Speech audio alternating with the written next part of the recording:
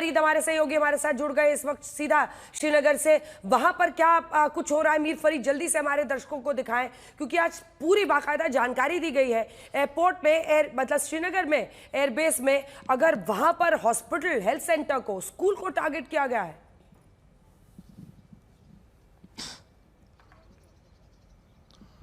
जी अंजना, सुबह से ही जो है, सुबह सवेरे जैसे ही लोग नींद से जागे और पहली लाइट आई तो उसी वक्त जो है 7 से 8 धमाके हुए हैं हवा में।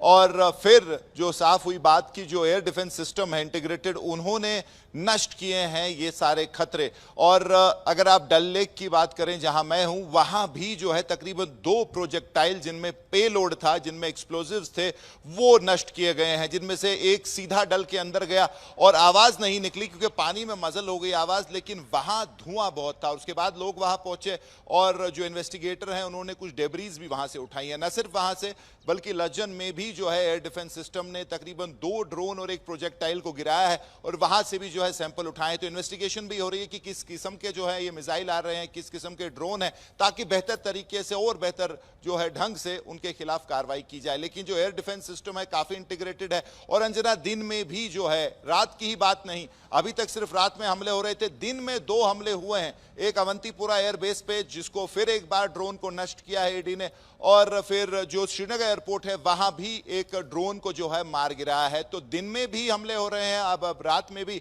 और सिर्फ रात को नहीं सतर्क रहना है बल्कि दिन में भी जो है ऐसा हमला हो सकता है। 24 घंटे जो इंटीग्रेटेड एयर डिफेंस है वो अलर्ट पे है और पूरी तरह आसमानों को जो है कब्जे में लेके ऐसा कोई भी खतरा आता है तो उसको जो है लगातार नष्ट किया जा रहा है। बिल्कुल, और यही सबसे बड़ी बात भी है। अपने दर्शकों को हम बता दें, कैप्टन याशिका त्यागी, एक बार फिर से आपके पास आते हुए हम दिखा रहे हैं कि अलग अलग जगहों पर और किस तरह से हमने उनके तमाम जो भी मिसाइल्स वो भेज रहे थे, जो वेपन वो इस्तेमाल कर रहे हैं, जो उनकी मिसाइलें आ रही हैं या ड्रोन्स आ रही हैं, उसके बारे में आप हमारे दर्शकों को क्या बता सकती हैं, किस तरह के हैं? और जो भारतीय सेना कर रही है वो तो दिख ही रहा है, हमारा एडी सिस्टम कैसे काम कर रहा है, लेकिन वो जो वेपन्स इस्तेमाल कर रहे हैं उस पर आपकी टिप्पणी। देखिए, वो जो वेपन्स इस्तेमाल कर रहे हैं, सबसे पहली चीज, उनके यहाँ अपनी कोई प्रोडक्शन नहीं है। पहली चीज तो हमको ये समझना है कि आत्मनिर्भर भारत के अंदर हमारे पास अपनी भी बहुत टेक्नोलॉजी है। हमारे पास बहुत ड्रोन्स हैं जो इजराइल मेड हैं और जिनका इस्तेमाल हमने अभी बहुत हैरत का क्या बखूबी काम हुआ है। लेकिन पाकिस्तान की जो बात हो रही है, सिर्फ चाइनीज एंड टर्किश, ये 2 तरीके के जो कंट्रीज हैं, उनका बहुत इक्विपमेंट पाकिस्तान इस्तेमाल कर रहा है और बहुत बढ़िया है कि पोल खुलती जा रही है। HQ9 जो एयर डिफेंस सिस्टम चाइना का है, जिसने इस स्कर्मिश में, जिसने इस दौरान ये दिखा दिया कि वो S-400 के सामने कुछ भी नहीं है। हमारी जो मिसाइल्स हैं वो बराबर अंदर भेजती जा रही हैं, HQ9 का कोई रोल उसमें नहीं हो पाया। दूसरी चीज, जो चाइनीज ड्रोन्स और जो टर्की के बने हुए ड्रोन्स, तुर्की के बने हुए ड्रोन्स जो हमने मार गिराए हैं, उनसे हमको एक बहुत ज्यादा रिवर्स टेक्नोलॉजी, उसकी रिवर्स इंजीनियरिंग से पता चलेगा। और ये तो गोल्ड माइन मिल गई हमको, जिससे हमें यह पता चल रहा है कि चाइना किस तरीके की टेक्नोलॉजी इस्तेमाल कर रहा है, इस चाइना की क्या लेवल है, और आगे हम चाइना को काउंटर करने के लिए किस किस तरीके से अपनी एग्जिस्टिंग टेक्नोलॉजी को अपग्रेड कर सकते हैं। तो इसको हम थोड़ा सा और लॉन्ग टर्म देखें तो ये जो ड्रोन्स और ये जो उनकी मिसाइल एयर डिफेंस सिस्टम की पूरी एक हमने कार्यशैली देख ली, इससे आगे आने वाले समय में इंडिया को बहुत बहुत बहुत फायदा होने वाला है। बिल्कुल कैप्टन त्यागी, आप बने रहिए। मैं कैप्टन धीर आपके पास भी आ रही हूँ, लेकिन उससे पहले मुनीश हमारे सहयोगी हमारे साथ जुड़ रहे हैं।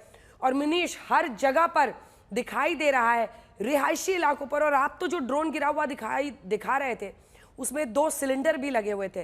मतलब कई लोग ये कह रहे हैं कि किस तरह के, मतलब खुद तो कुछ बनाता नहीं, कहीं चीन से भीख मांगे हुए कुछ होते हैं, चीनी माल उसके पास, कुछ तुर्की से लिए हुए हैं, यही सब के जरिए। लेकिन सबसे खतरनाक बात है कि वो रिहायशी इलाकों पर, आम नागरिकों पर, ऐसी जगहों को टारगेट कर रहा है।